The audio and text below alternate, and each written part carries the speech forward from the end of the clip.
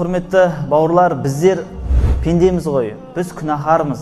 Кейде азғырылып бір шайтанның уасуасына беріліп, күнә істеп қоямыз. Бірақ еш уақытта Алланың мейірімінен күдер үзуге болмайды. Үмітсіздікке ұшырауға болмайды. Ла яйасу мир рахматиллахи илля қаумун кафирун. Алланың мейірімінен күдер үзетіндер, олар кәпірлер, Алланы танымайтындар, Алланың бар екеніне сенбейтіндер, Аллах Тағаланы мойындамайтындар, солар ғана Аллах Тағаланың мейірімінен үміттерін үзеді дейді. Ал біздер, альхамдулилля, Алланы таныдық. Алланың бар екеніне иман келтірдік, оның мейірімді, рахымды екеніне иман келтірдік. Енді қандай күнә болса да, құрметті бауырлар, үмітсіздікке ұшырамауымыз керек. Ей, болды, мені Алла кешірмейді. Мен қалай енді намаз оқиым? Мен қалай жақсылық жасайым?